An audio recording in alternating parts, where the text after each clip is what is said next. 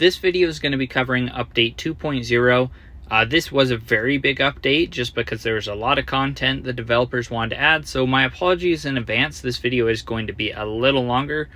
Just getting into it, one of the big things they added in the update was guilds. So you'll notice on your bottom just home row on the far right, there's going to be a little different icon. This is the guild icon. This is where you can go, and once you click that icon, you can go and join a guild. This is really, you're joining a group of players.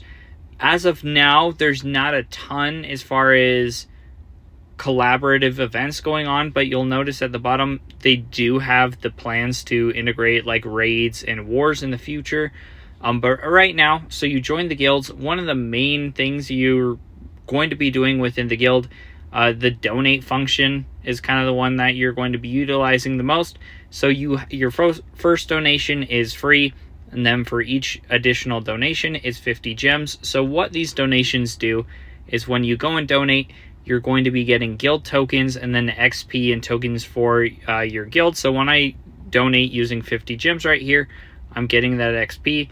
The goal really of donating first is just donating so your guild can level up. The higher level your guild is, the more players your guild can have, as well as so once your guild reaches different levels, there's also different bonuses all the guild members will get. So even if you're really not, super high on just the collaborative feature, you don't plan on using the game chat stuff, a lot of that, joining a guild, especially a high level guild, and helping your guild level up is a very important thing because you can get all these cool benefits. So you can see right here, even for this second level right here, once the guild is level 2, all the guild members, your slimes will gain 5% bonus attack and HP in the battle.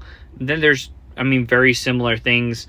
Your guild shop costs can get discounted, which I'll show you in a second. And then there's multiple just like combat bonuses. So being in a higher level guild is definitely going to be helpful. So joining a guild, making sure you donate actively, and then you just have a really active guild, that's going to be very helpful as far as operating this guild goes. So the other benefit when you donate to the guild is you get these guild tokens over on the far left, these guild shop tokens.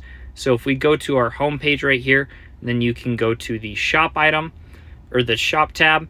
What you're going to get every time you donate is 100 of these guild tokens. As of now, when your guild's only level 1, there's not much that you really would want to spend them on. In general, I would really just recommend saving them, and that's because when you get further down, the more guild tokens you have, as your guild levels up, more options become available. But you can get right here, you'll see this is actually a double S tier guild exclusive slime. So if you are donating actively, this is available for free to play players, but it's one that you will have to just be donating quite a while in order to get. It does look like, based on the amount of guild tokens it costs, that you will have to donate and save for quite a while.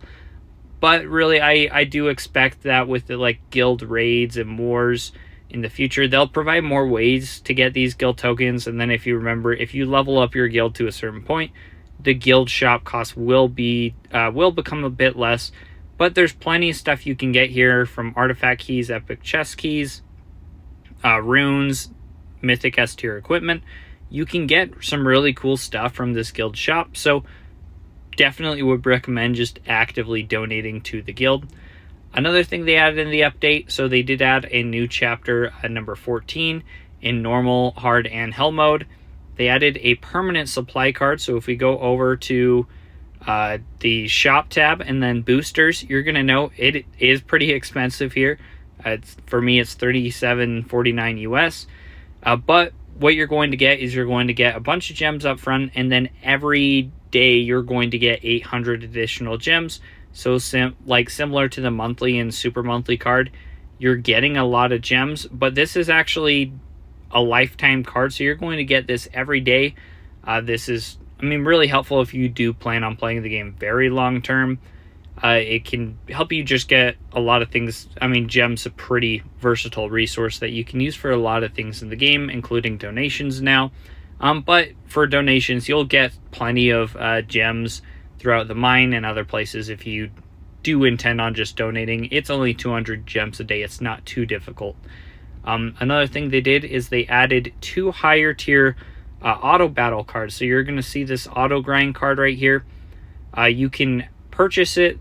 It's a subscription thing again. I talk about it a bit more in another video. But when you purchase this card, it's a weekly subscription if you do choose to do it. There are 2 higher tiers though. There's the Honor card and the Supreme card. Both of these, what they do is you're actually going to be getting, first off, just more tickets. So you're going to see on the regular card, you're getting 10 daily tickets. On the Honor card, you're getting 35. On the Supreme card, you're getting 100. And then you're getting some bonus gems on the purchase. As well as you'll see these add 10% drop rates. So what that means, or add 5% drop rate, when you're auto battling, when you're playing a stage, your drop rate of everything in that stage is going to get boosted by either 5 or 10%. So when you're looking at like blueprints, gold, all that, you're going to be getting a lot more, as well as just the double rewards that an auto battle pass will give you. So you'll see all rewards in auto grind. You do get 100% on top of that bonus 5 or 10%. So if you're really just trying to farm a lot of gear or whatever, the auto grind card, this is, I mean, just they added more options as far as if you want to spend the money, you can. They did talk about they are going to update the battle pass. It's not really in effect right now, but it does look like they're going to add more stuff to the battle pass in the future. They're going to rotate some things. One of the things that does correlate to is the new slime skin. So once you go to your slime tab, if you click on different slimes, so if I click on Chloris here, you're going to see on Chloris's portrait in the top left of the screen, she has a little skin button. You can get different skins for your slimes. These are going to be primarily just obtained through the battle pass. You can see you can get these little tokens you can exchange for different skins depending on the slimes you're going to use. Not all slimes have skins, but some of them do have pretty cool skins. Even like S tier slimes, it looks like that might be the only one is just Isabelle right here. But a lot of these slimes are probably going to get more skins in the future. They just look cool. They're cosmetic, but it's kind of just fun to get.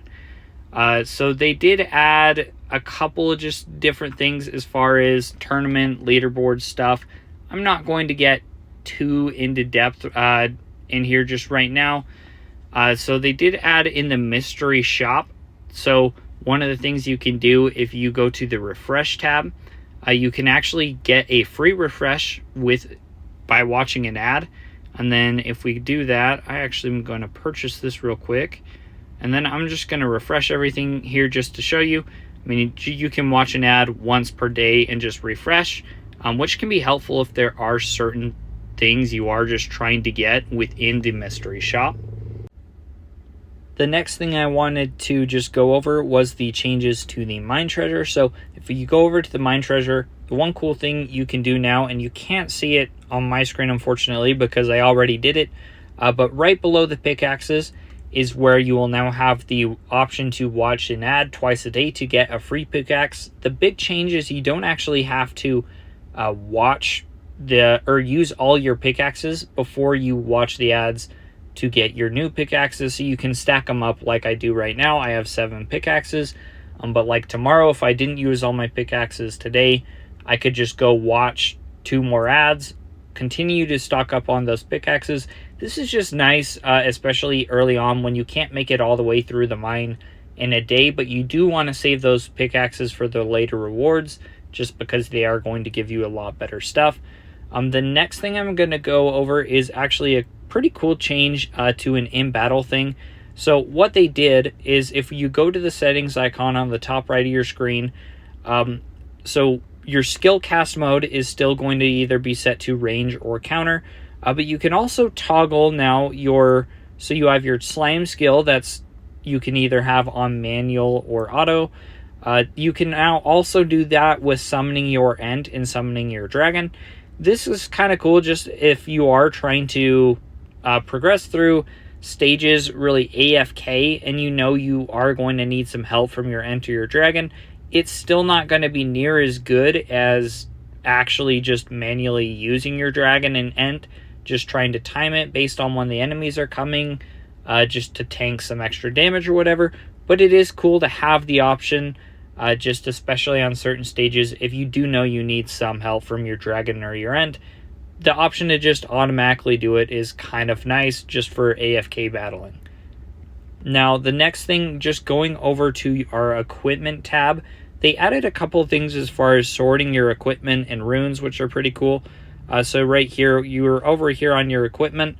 You can now sort your equipment by slot, by level, or by set. So I could just sort through all my equipment if I only wanted to look at the Eternal set or the Thunder God set. It's just another, nice little sorting option. Now, the way they did it for the runes is actually pretty cool and a bit better. So when you want to do it by runes, you can just now look at only your weapon runes or just your helmet runes. That's just a nice little thing they added as far as sorting your runes. Another thing they did, and this is probably the biggest issue I had with going through your presets, is they now added the option so when you switch presets, you can actually have your runes automatically carry over, which is really nice. So you're not just trying to constantly, even when you're trying to switch out gear, all your runes will transfer over. And then if you want to manually change 1 or 2 runes, depending on, so if I change to the Eternal set, then I could just maybe realize, okay, since I'm not using the Thunder God set, I might need a little more hit rate, so I'd swap out an attack speed rune or something for a hit rate rune. Just with this update where all your runes carry over and then you manually can change it, that is just kind of a very welcome change to the presets. Now, it will prompt you the first time you enter your presets to do this. If you do happen to click no, or down the road you actually want to change how this works, if you're on your equipment tab right here, and then if you go to this little gear tool icon on the top right, you can actually toggle that on or off. So I could toggle it to off, and then now when I switch my presets, this won't, my runes won't carry over. But really, I actually do, that's pretty nice. So I am going to keep that preset thing just toggled on. Then really one of the final big things they added in this update is the updates to the, first off, your talent tree. So you can now, there's a higher level cap for a lot of these upgrades. So attack, critical chance, critical multiplier. Note, you will need a lot of gold saved up for some of these. So like critical resistance, they added 100 levels. The upgrades start where I was at the previous cap at 1 million gold per upgrade. So there's just a lot more to use your gold for. So that's definitely going to be pretty helpful. And then they also, over in the Slime Village, they did add another upgrade to the Tower of Elements. So there's 10 more levels on the Tower of Elements. I'll be going through those in another video once I actually have it unlocked, because you're going to see, in order to get that extra level to the Tower of Elements, first you're going to have to upgrade your Tower of the Wise, which initially is going to be a 96-hour upgrade. So it's going to take a bit before I'll be able to release that video. But it's going to just be a very welcome boost because, more stats for different elements, more customization options there. They did make a couple of changes as far as for current stages, like normal, certain normal stages and some hard stages. They actually did nerf the enemies a little more, so they're going to be a little easier to kill and then just output a little less damage. So if you are struggling with normal stage 13, they did edit that a bit so it should be slightly easier to clear, as well as all the hard stages actually got nerfed a bit as well. But that's it for this video. Thanks for watching. Let me know if you have any questions.